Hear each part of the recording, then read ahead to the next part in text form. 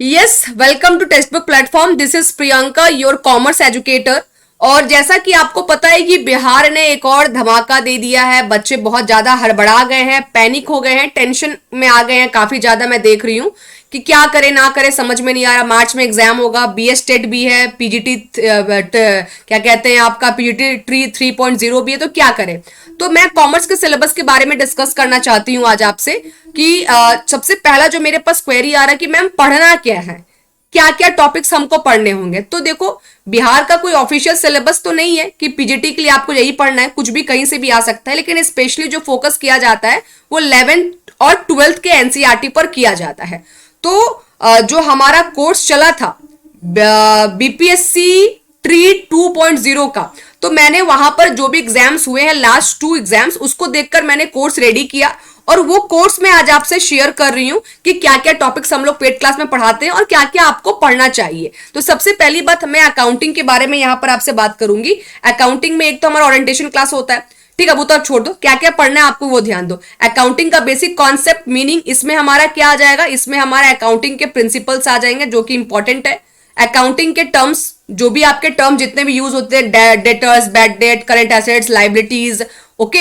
उसके बाद आपका creditor, debtor, bills payable, bills receivable, ये जो टर्म्स होते हैं वो सब आपको ध्यान देना होगा।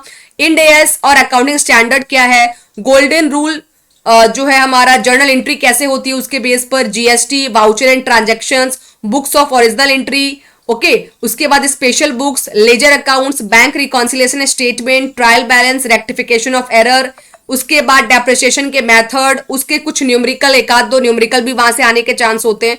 तो ये पूरा आपको जो है अकाउंटिंग के लिए पढ़ना। जैसे कि कॉमर्स को 3 पार्ट में डिवाइड कर दिया। पहले तो मैं आपको वो बता दूं कि कॉमर्स को क्या कर दिया गया है कि 3 पार्ट में डिवाइड कर दिया गया है। आपको यहां पर चूज करना पड़ता है। रुको, मैं थोड़ा सा इसको आपको दिखा दूं, जरा सा इसको स्लाइड को बड़े करके, क्योंकि बहुत बच्चों को ये भी नहीं पता है कि हमको अभी करना क्या है, कैसे चूज करना है। तो मैं चूज क्या करना है, कैसे करना, वो पहले आपको बता देती हूँ। कॉमर्स को ना यहां पर सिर्फ कॉमर्स बोलकर नहीं है, कॉमर्स को यहां पर 3 पार्ट में डिवाइड कर दिया गया है। कौन कौन से पार्ट में? एक आपका है अकाउंटिंग, ठीक है, एक आपका है बीएसटी जिसको कि हम लोग कहते हैं बिजनेस स्टडीज, और एक होता है ईपीएस जिसको कि हम लोग कहते हैं एंटरप्रेन्योरशिप। ये 3 सब्जेक्ट होते हैं। तो कॉमर्स एस्टेट क्वालिफाई जब करोगे उसमें तो आपको सब कुछ पढ़ना रहता है। लेकिन जब आप पीजीटी के पेपर के लिए जाओगे, ठीक है, जब आप पीजीटी के लिए अपेयर होने जाते हो, तो ये तीनों में कोई एक आपको चूज करना पड़ेगा। आइदर आप अकाउंटिंग चूज कर लो, या बिजनेस स्टडीज चूज कर लो, या ईपीएस चूज कर लो। कोई भी एक ही चूज करना है, ओनली वन, और उसको एकदम धड़ल्ले से एकदम डेप्थ में जाकर पढ़ना है आपको, ठीक है। तो ये चूज करना। तो हमारे प्लेटफॉर्म पर अकाउंटिंग और बीएसटी जो है वो मैं कवर करवा रही हूं। देखिएगा क्या क्या पढ़ना है, अब सिलेबस पर ध्यान दीजिएगा। तो अकाउंटिंग में ये सब पढ़ना है। उसके अलावा provision and reserve, financial statement, capital and revenue, expenditure जो भी हमारे होते हैं, PL account, trading and PL account, balance sheet, adjustment entry, इसके 2 क्लास।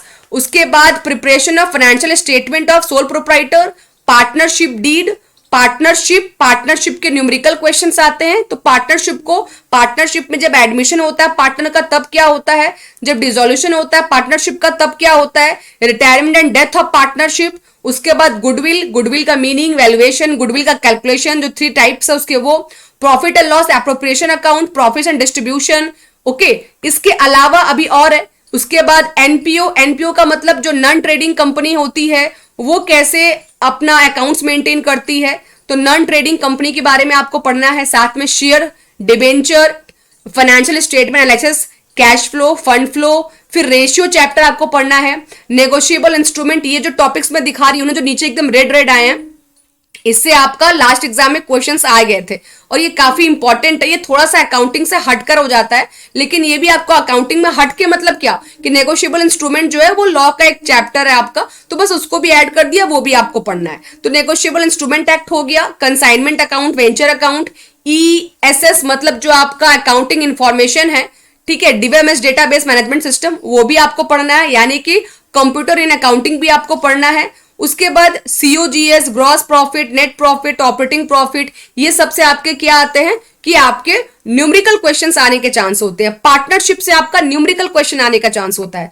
तो अगर अकाउंटिंग चूज करने जा रहे हो, पहले आप ये सिलेबस देख लो। ये वीडियो मैं इतना जल्दी इसीलिए बना रही हूं कि अभी फॉर्म आया नहीं है, फॉर्म आपको फिलअप करना है। ये 3 में से जो आपको मैंने बताया कोई एक चूज करना है, तो बहुत वाइजली चूज करना, देख लो किसमें कितना पढ़ना है आपको। तो अकाउंटिंग में ये पूरा आपको यहां पर पढ़ना पड़ेगा, ठीक है ना, क्लियर है। चलिएगा आगे बात करते हैं अब हम लोग बिजनेस स्टडीज में, कि बिजनेस स्टडीज में आपको क्या पढ़ना है। उसके पहले थोड़ा सा मैं आपको इंफॉर्मेशन दे दूं कि टेक्स्ट बुक के प्लेटफॉर्म पर ना ये आपका कोर्स भी अवेलेबल है। अब ये जो कोर्स है ना, इस कोर्स में आपको बीपीएससी ट्री का जो आपका बीपीएससी ट्री 2.0 में जो आपके क्लासेस हुए थे वो सारे यहाँ पर आपको मिल जाएंगे रिकॉर्डिंग मोड में। और अभी तो क्लासेस आपको इसमें क्या है ना कि अभी 1 महीने के अंदर पूरा लाइव लेकर जाऊं, पूरा कंप्लीट कराऊं तो पॉसिबल नहीं है। तो जैसे आप सब्सक्रिप्शन लोगे तो पूरा का पूरा कंप्लीट जितने भी मैंने आपको सिलेबस में दिखाया है ना, वो सबका वीडियो आपको तुरंत अवेलेबल हो जाएगा। तो वो आप एक दिन में 10 वीडियो देखो, एक दिन में 1 वीडियो देखो, फिर वो आपके ऊपर रहेगा। तो अभी जो मुझे बेस्ट लगा मैं वही आपको मैंने प्लान किया है कि अभी आपको सारा कंटेंट मैं रिकॉर्डिंग मोड में प्रोवाइड कर दे रही हूँ, ठीक है। और जैसे एग्जाम का नोटिफिकेशन एक बार आ जाएगा, कुछ डेट हमारे पास आ जाएंगे, तो फिर मैं लाइव प्रैक्टिस सेशन भी आपके लिए लॉन्च कर दूंगी, ठीक है। अभी आपको लेकिन रिकॉर्डिंग मोड में पूरा का पूरा एक बार में आपको अवेलेबल करवा दूंगी, ठीक है। तो ये कोर्स आप जाकर परचेस कर सकते हो। मे बी जब पेमेंट करने आप जाओगे तो अमाउंट कुछ और भी कम हो जाएगा। देखो लेना है तो लेना, अगर खुद से कर सकते हो तो वेल एंड गुड है, कोई जबरदस्ती वाली बात नहीं है। बस मेरा काम है आपको बताना। पी सिंह यहाँ पर कोड है, ये अप्लाई कर लेना तो इतने प्राइस में मिल जाएगा, वरना हाई प्राइस मत पे करना। आज ही सेल चल रहा है, आज सेल का हाँ end of the January sale है ना, 31 जनवरी आज है, आज ये सेल का आखिरी दिन है। फिर अभी नोटिफिकेशन आया कुछ अमाउंट बढ़ जाएगा, तो मैंने सोचा कि मैं आपको आज ही बता दूं। तो यहाँ पर कोर्स लेना होगा तो ले लेना। इसमें अकाउंटिंग पूरा आपका जो ये है मॉक टेस्ट, टेस्ट सीरीज, वो पूरा आपका कवर हो जाएगा। अगर सेल्फ स्टडी करना है तो सेल्फ स्टडी कीजिएगा, कोई दिक्कत वाली बात नहीं है। सेल्फ स्टडी के लिए मेरा जो क्लास है वो भी यहाँ पर अवेलेबल है, वो भी मैं आपको बता देती हूँ कि डेली मेरा 7 PM पर यूट्यूब पर क्लासेस होता है। ये भी मेरा फ्री क्लास है, अगर आप चाहो तो इसको भी ज्वाइन कर सकते हो, या चाहो तो कोर्स लेना है तो कोर्स भी ले सकते हो। यूट्यूब पर मैं आपका जरूर 20 to 30% सिलेबस जो होगा वो मैं यूट्यूब पर आपका कवर करा दूंगी। इतनी जल्दी पूरा सिलेबस कवर कराना बिल्कुल पॉसिबल नहीं है कि 1 महीने के अंदर पूरा सिलेबस कवर करा दे। तो सबसे बेस्ट होगा कि रिकॉर्डिंग मोड पर आपको चीजें मैं अवेलेबल करा दे रही हूँ। अब चलिएगा मैं बात करती हूँ बिजनेस स्टडीज का। बिजनेस स्टडीज में क्या है ना कि थोड़ा सा इकोनॉमिक्स वाले एरिया को और स्टैटिस्टिक्स वाले एरिया को भी यहाँ पर ऐड कर दिया गया था। तो यहाँ पे बिजनेस एक्टिविटीज हो गया, देखो इसमें आपको business activities, fundamental business activities, types of business, business service, banking के टर्म्स, उसके बाद ये जो मैं लिखी हूँ यहाँ पर, ये तो मैं क्लास में कराती हूँ, उसको तो इग्नोर करो, ठीक है। इमर्जिंग मोड ऑफ बिजनेस हो गए, सीएसआर आपको पढ़ना है, एथिक्स पढ़ना है, फॉर्मेशन ऑफ कंपनी हो गया, sources of business finance, small scale industries, enterprise, internal trade, international trade में एडीआर जेडीआर भी आता है, ठीक है। उसके बाद मैनेजमेंट का introduction, principle of management, Henry Fayol के प्रिंसिपल, टेलर के प्रिंसिपल, बिजनेस एनवायरनमेंट, कंज्यूमर का कितने टाइप्स होते हैं, कौन कौन से रिस्क होते हैं, प्लानिंग, ऑर्गेनाइजिंग, फिर staffing, motivational theory, leadership theory, फिर पीवाईक्यू, एमसीक्यू, ये तो हमारा चलता ही ऐसे। फिर फाइनेंशियल मैनेजमेंट हो गया, फाइनेंशियल मार्केट हो गया, money market, capital market, marketing में काफी सारी चीजें आपको कवर करने से, प्रोडक्ट लाइफ साइकिल हो गया, मार्केटिंग मिक्स हो गया, उसके बाद हमारे 4P वाले हो गए, एडवर्टीजमेंट हो गए, ये सब मार्केटिंग में कवर करना है आपको। कंज्यूमर प्रोटेक्शन हो गया, मीन मीडियन मोड, अब देखो ये सब जो पार्ट हो गया ना, ये स्टैट का पार्ट हो गया। मीन मीडियन मोड हो गया, डिस्पर्शन हो गया, ये स्टैट में आ गया। फिर नीचे गवर्नमेंट का कुछ स्कीम भी पूछा गया था आपसे इस बार, तो गवर्नमेंट की स्कीम भी मैंने कोर्स में ऐड कर दिया था। अनएम्प्लॉयमेंट पॉवर्टी से भी क्वेश्चन आया था। इकोनॉमिक रिफॉर्म्स, एलपीजी, वो आपका क्या कहते हैं, वैश्वीकरण, नीतिकरण, और क्या था, वैश्वीकरण और निजीकरण, और आपका उदारीकरण, ठीक है, लिबरलाइजेशन, प्राइवेटाइजेशन और ग्लोबलाइजेशन, वो भी आपको पढ़ना है। और साथ में जितने भी पीवाईक्यू है वो लगाते हुए जाना, पीवाईक्यू बहुत इंपॉर्टेंट है, पीवाईक्यू को मत छोड़ना। तो ये पूरा का पूरा सिलेबस है जो कि मैंने आपको प्रोवाइड करा दिया, इसका स्क्रीनशॉट ले लीजिए। अगर ये पीडीएफ आपको चाहिए टेलीग्राम ज्वाइन कर लीजिएगा, टेलीग्राम पे ये पीडीएफ भी मैं सेंड कर दूंगी, वहां से आप लोग उसको डाउनलोड कर सकते हैं। तो मेरे हिसाब से मैं अभी आपके लिए ये कर सकती थी, तो ये मैंने आपको बता दिया, बाकी डिसीजन आपके हाथ में है। तैयारी कैसे करनी है, कोई अगर डाउट है या कुछ क्वेरी अभी भी मन में है तो आप मुझे कमेंट बॉक्स में डाल देना, मैं उसका आंसर आपको कर दूंगी, ठीक है।